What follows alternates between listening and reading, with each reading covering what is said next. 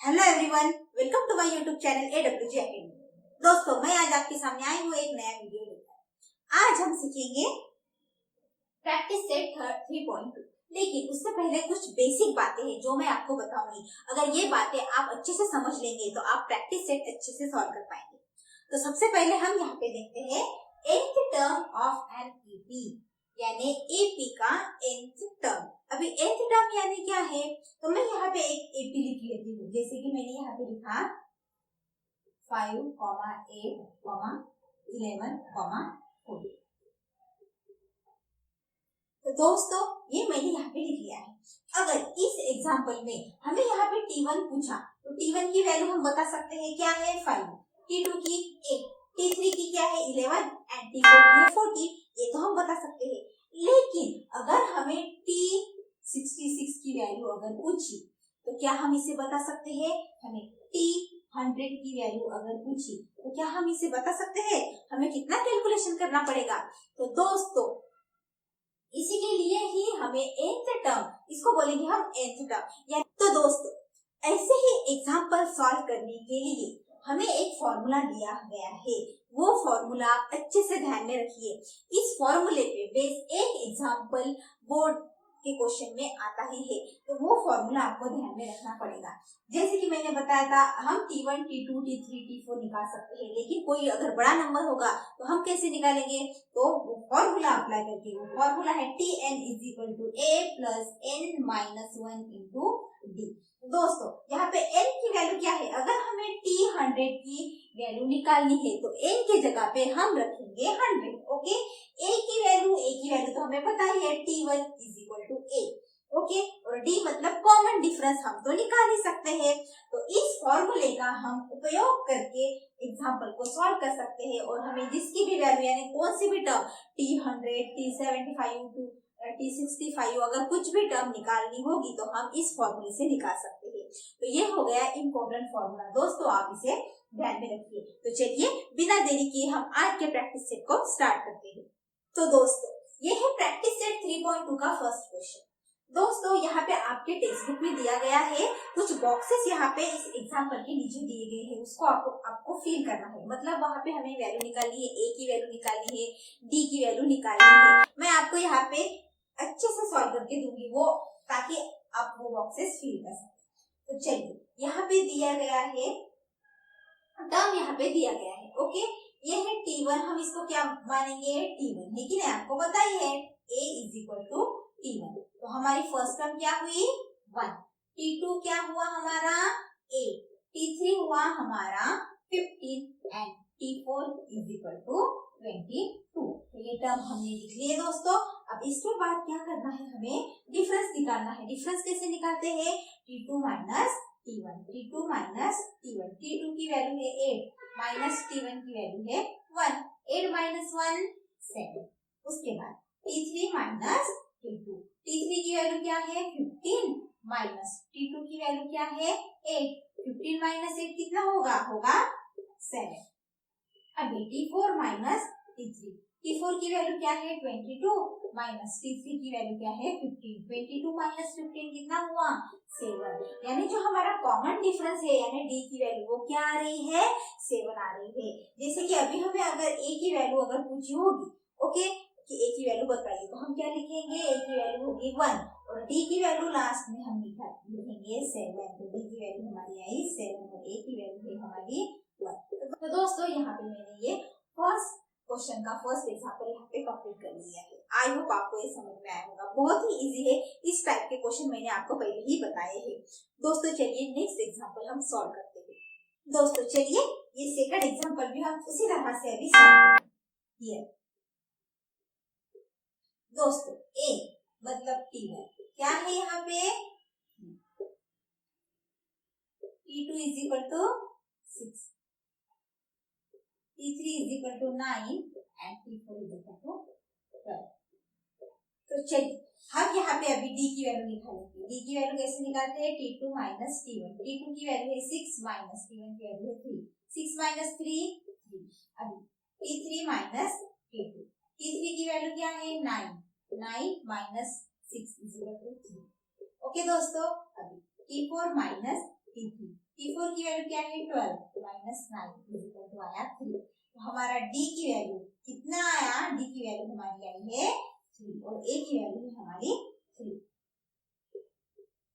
तो दोस्तों इस तरह से हमने ये भी सॉल्व कर लिया है। चलिए इसके बाद का एग्जाम्पल हम सॉल्व करते हैं। तो दोस्तों चलिए इसे सॉल्व कर लेंगे। Here A is equal to T1 कौन सा है -3, T2 है -8, T3 है -13 and T4 is equal to -18।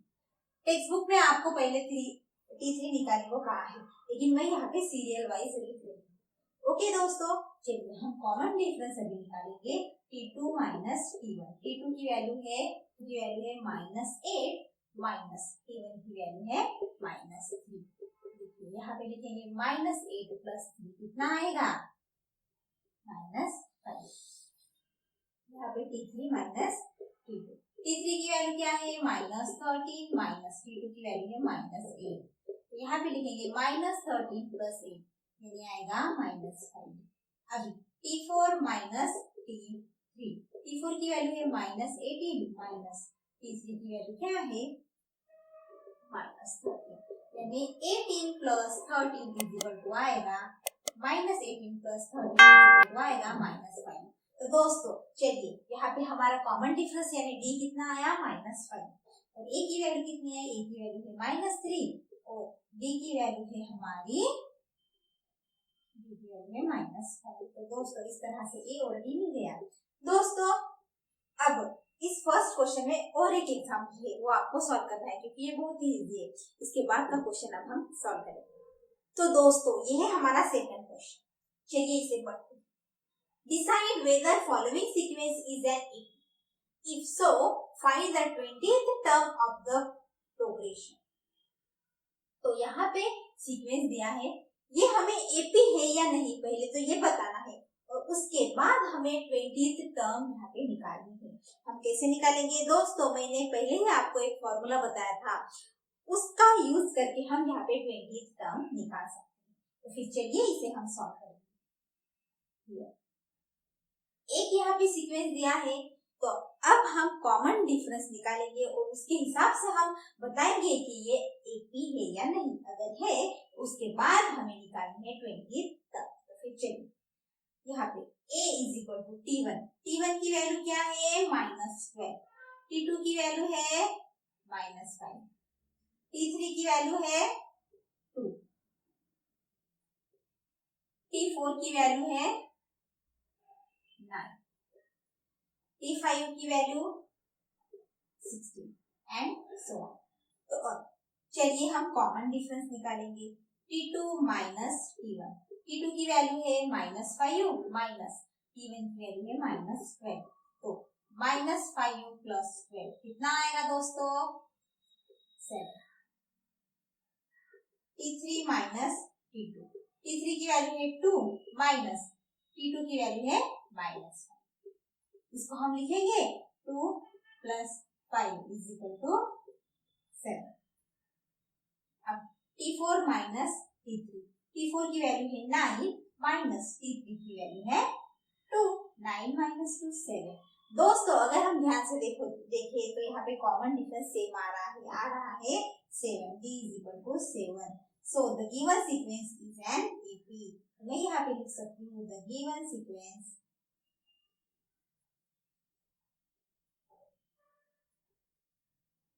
is an AP। अभी ये तो हमने निकाल लिया है, अब हमें क्या करना है 20 टर्म यहाँ पे निकालना है। दोस्तों पहले आप इसे नोट कर लीजिए, इसके आगे हम अब सॉल्व करेंगे। तो दोस्तों हमें 20 टर्म निकालनी है, यानी हमें T20 यहाँ पे निकालना है। तो हम क्या करेंगे, फॉर्मूला यहाँ पे लिखेंगे। फॉर्मूला है Tn is equal to A plus n minus 1 into D। तो फिर चलिए T यहाँ पे n की जगह लिखूंगी मैं 20। A की वैल्यू हमें तो पता ही है, A इज इक्वल टू हमारा T1 इज इक्वल टू -12। तो A की जगह पे हम लिखेंगे -12 प्लस n माइनस 1 यानी 20 माइनस 1 इंटू D की वैल्यू क्या थी हमारी, D की वैल्यू हमारा कॉमन डिफरेंस निकला था 7। यहाँ पे मैं 7 लिख रही हूँ -12 प्लस ये क्या आएगा 19 इंटू 7। -12 plus 19 into 7 133। ओके दोस्तों, अभी -12 प्लस 133 कितना आएगा? 121। तो हमें यहाँ पे T20 की वैल्यू मिली है 121। तो हमें 20th टर्म क्या मिली है? 121। दोस्तों आई होप आपको ये एग्जांपल समझ में आया होगा। तो दोस्तों आप इसे नोट कर लीजिए। इसके आगे का जो नेक्स्ट क्वेश्चन है हम देखते हैं। तो दोस्तों ये है हमारा थर्ड एग्जांपल। चलिए इसे सॉल्व करते हैं। क्या है एग्जांपल?